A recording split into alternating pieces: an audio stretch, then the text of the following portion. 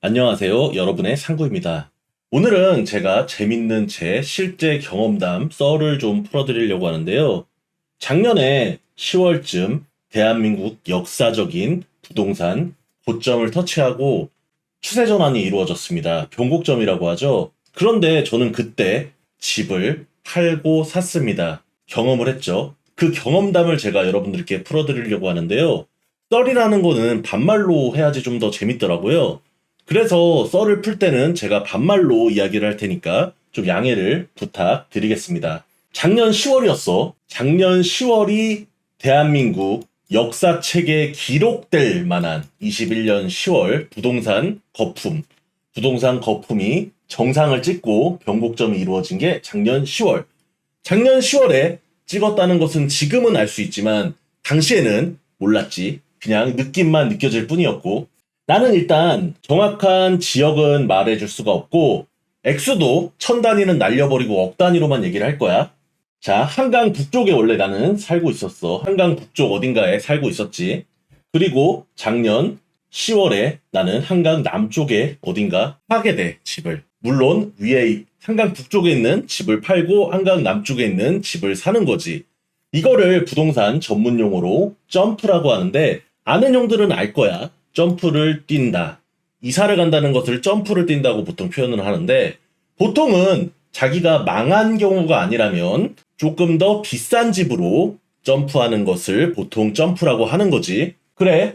그래서 나도 시세가 6억 정도 하는 집을 팔고 시세가 12억 정도 하는 집으로 이사를 하게 됐는데 작년에 알 거야. 21년 7월에 역사적인 비트코인 저점 29K를 찍고 다시 추세 상승장이 한번 있었지. 69K까지. 29K to 69K. 이때 형들은 알 거야. 내 유튜브 채널에 다 역사로 기록되어 있으니까. 내가 29.3K에 롱을 잡아서 몇 천을 먹고 상승장에 클레이튼을 비롯한 여러 가지 코인들을 현물로 사서 수익 실현을 많이 했다는 거 알 거야. 내 대표적으로 클레이튼 1억 정도로 익절하는 걸 여러분들에게 내가 보여줬었지. 그리고 클레이튼 이외에도 비켓동이라고 불리는 이캐시, 내가 사랑했던 플레이대, 엄청나게 포트폴리오가 많았어. 다 익절을 했고 사실 이때는 손절을 하고 싶어도 손절을 할 수가 없는 상승장이었어. 현물을 사서 존버만 했으면 무조건 올라가던 기간이었고 나는 이때 여러분들이 잘 알고 있는 이젠 다시 매도 안 해 이 노래 부르고 나서 바로 매도 버튼 뽑아버리고 롱만 쳤기 때문에 그게 이제 다신 매도 안 해라는 노래를 부른 게 29K였지 내가. 이때 부르고 상승장에 탑승을 해서 돈을 벌게 됐지. 그래서 내가 이사를 결심을 하게 되는데 나는 사실 21년도 한 7, 8월 그러니까 상승 추세로 이루어진 이후에 한 9월쯤 이사할 생각을 하게 돼. 근데 나는 그때 느낌으로 알고 있었어. 이제 멀지 않았다. 이제 21년 9월 때 나는 그런 생각을 하게 돼. 9월, 8월에 이제 상승 추세가 얼마 안 남았다. 곧 고점을 찍고 끝이 난다. 나는 알고 있었어. 그런데 이렇게 빨리 망가질 줄은 사실 몰랐던 거야. 그 이야기를 지금 해줄게. 처음에 보통 집을 팔게 되면은 보통 점프를 뛰려고 하는 사람들은 자기 집을 먼저 팔게 돼. 그래서 자기 집을 매도 계약을 먼저 하고 매도 계약이 이루어지면 그에 맞춰서 이제 살 집을 매수 계약을 하는 게 이게 보통 테크트리 정석이란 말이지. 부동산에서도 이런 식으로 먼저 팔고 매수를 하라고 권장을 하게 되어 있어. 근데 나는 좀 달랐어, 상황이. 보통의 사람들은 매도를 해서 잔금을 받아야 이 매수할 수 있는 집에 들어갈 수 있는 상황이 나오는데 나는 이 집을 매도를 하지 않아도 매수하는 집에 잔금을 칠 여력이 있었어. 대출을 조금 받는다면 말이야. 근데 내가 그렇게 할 수 있었던 건 보통의 사람들은 자기의 전 재산을 보통 점프하는 데 사용을 하는데 내 직업이 뭐야? 투자하는 사람이잖아. 그럼 투자를 하려면 돈이 있어야겠지? 그렇다면 나는 애초에 올인을 할 수가 없어. 왜냐? 내가 매매할 금액은 남겨놔야 하니까. 올인 자체가 일단 불가능하고 나는 또 대출을 받는 거를 굉장히 싫어하는 성격이야. 그래서 사실 매도를 하면 매수할 집에 대출이 없이 들어갈 수 있을 정도의 그런 동네, 그리고 내가 봤을 때 호재가 있고 올라갈 것 같은 그런 동네, 그리고 저평가됐다고 생각했던 그런 동네, 그것을 찾아서 매수하려고 시도를 해.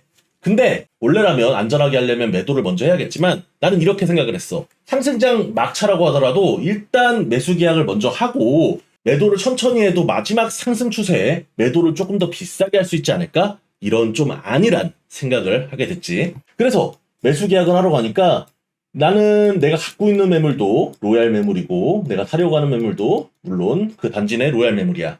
근데 내가 봤을 때는 가격이 당시에 괜찮다고 생각을 했어. 그래가지고 가계약금을 3천을 집어넣었지. 왜냐? 빠꾸 못하게.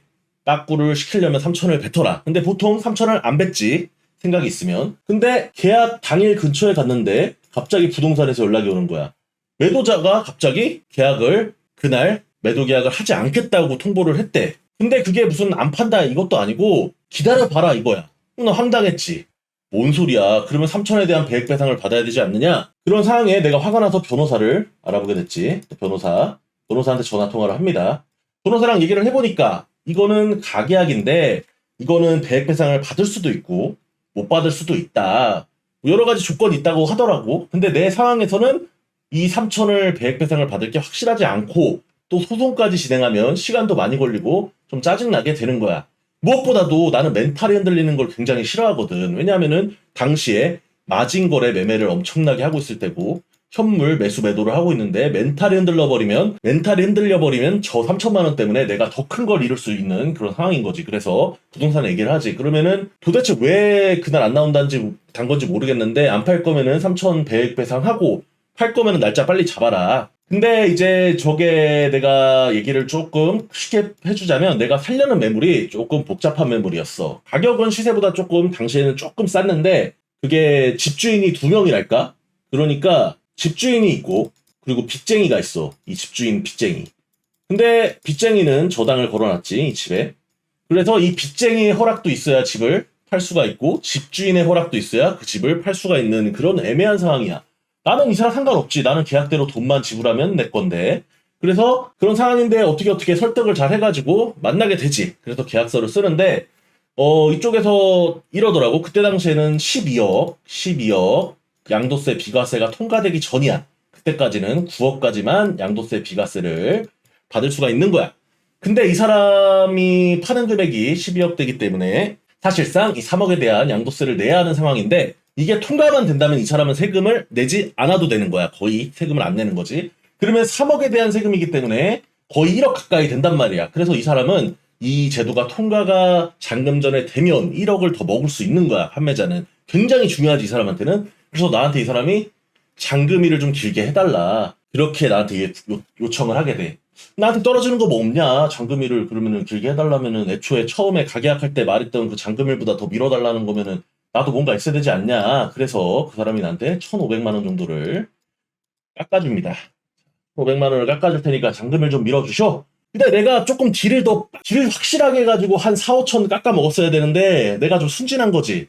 그래서 그냥 1,500만 원에 오케이를 하고 계약을 합니다. 그리고 계약을 할 때 나는 본계약과 동시에 6억을 바로 줘버리고 그 복잡한 빚쟁이 관계를 정리해라. 나는 그런 매물은 살 수가 없다. 그래서 그 당일날 빚쟁이는 사라집니다. 돈을 다 받고.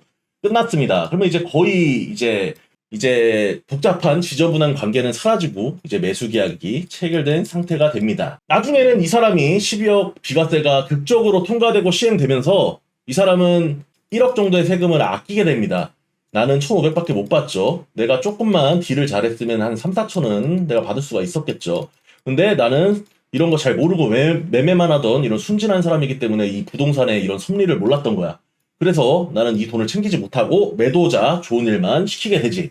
그럼 잘 봐. 매수 계약을 이자 했어. 그래. 근데 내가 이 위에 집을 팔질 못하면 여기에다가 대출을 살짝 껴야 돼. 내가 그 정도 여유까지는 없었던 거야, 당시에는. 근데 그때 이제 이 집을 팔려고 올려놨지. 근데 이 집이 로얄 매물에다가 인테리어도 된 매물이야. 여기도 인테리어를 이제 시도할 건데 이쪽에서 이제 조건을 다시 말하자면 건 게 대신에 잔금을 밀어주는 대신에 중도금까지만 치면 인테리어는 언제든지 하고 들어와서 살아도 상관없다. 이런 조건을 내준 거야, 이쪽에서. 그래서 오케이를 내가 한 거지. 근데 이제 이쪽을 팔려고 올려놨는데 이때는 어떤 분위기였냐면 그때가 2021년 10월입니다. 9월, 10월. 이제 이쯤의 분위기는 뭐냐? 거의 막차 분위기인데 이때도 사람들의 콧대는 높았어. 매도인들의 콧대는 높았기 때문에 호가는 절대 낮추지 않고 무조건 신고가를 치고 나가야 되는 거야. 나도 인테리어 한 것도 있고 로얄 매물에다가 신고가를 때리기 위해서 신고가에 올려놨지. 근데 처음에는 집을 사려고 팀들이 많이 보러 와. 근데 계약이 안 되는 거야. 당시에 문재인 전 대통령, 문통이 뭘 했냐. 21년 9월부터 대출 규제를 하기 시작해. 대출 규제가 뭐냐면 대출의 문턱도 높이고 한도로 낮춰가지고 대출을 안 줘버리는 거야. 그래서 이 사람들이 내 집을 사고는 싶은데 대출이 안 나와가지고 못 사는 그런 현상이 발생하게 됩니다. 그러면서 점점점 방문하는 사람들의 발걸음이 줄게 돼. 이때 나는 본능적으로 판단을 하는 거야. 내가 누구야? 트레이더잖아. 그러면 이런 느낌이 딱 왔을 때 어떤 감을 잡아야 돼? 아, 심상치가 않다. 신고가를 고집하면 안 되겠다.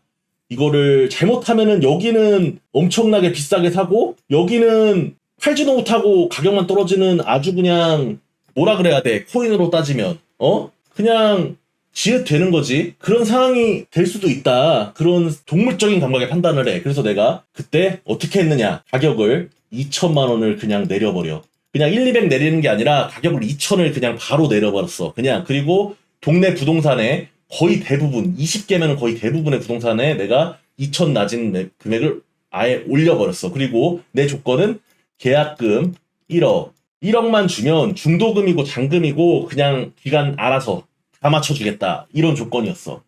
나는 단숨에 그 동네 최저가 최고 그 동네 전체에서 최고 좋은 매물을 내놓은 사람이 된 거야. 왜냐?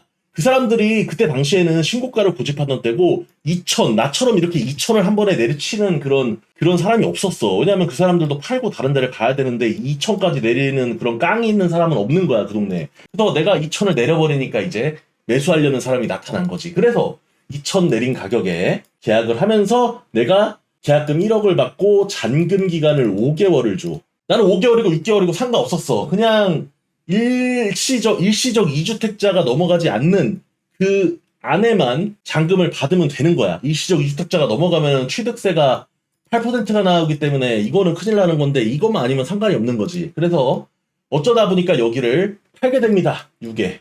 이게 팔았습니다. 그러면은 이게 팔고 12에 들어갔죠. 근데 내가 위에 집을 얼마에 샀었냐. 이거를 3년 전에 3에 샀던 겁니다. 분양권을 3회. 그럼 3에서 6이 된 거면 2배를 먹은 거죠. 3억을 먹은 거란 말이야. 당연히 2년 살았기 때문에 비과세고.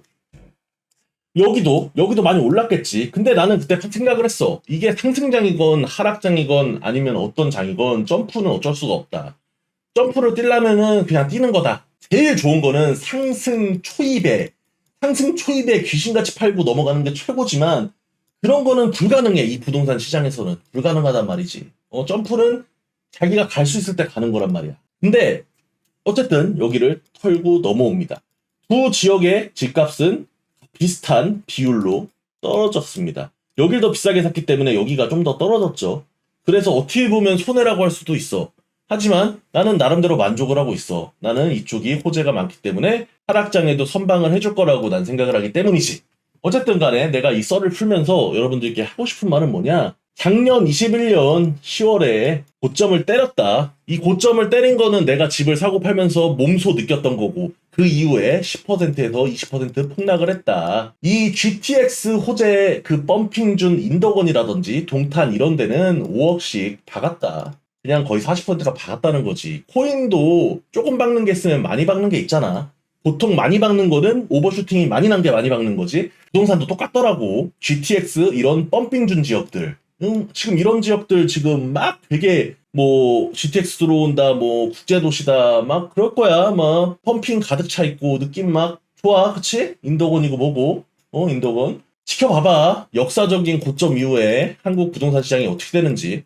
이제 나는 영끌이들은 거의 대부분이 파산할 거라고 생각을 해. 왜냐? 영끌이들을 나라들은 살려주지 않아. 영끌이들을 살려주는 순간 주식은 더 폭락하거든. 그러면은 주식을 살려줄까? 영끌이들을 살려줄까?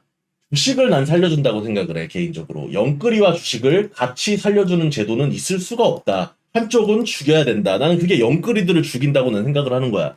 그리고 영끌이들 중에서 개투자를 한 영끌이들은 진짜 큰일 났다. 이거는 1년 뒤에 이 영상이 어떻게 평가될지 모르겠지만 나는 1년 뒤에 이미 폭탄을 맞아 있는 부동산 시장을 여러분들이 목격할 수 있을 거라고 생각해. 아무튼 나의 썰을 들으니까 기분이 좀 어때? 재밌었나? 아무튼 앞으로 내가 경험한 썰들을 이렇게 가끔 풀어줄 테니까 우리 모두 투자 열심히 해서 부자 되자고.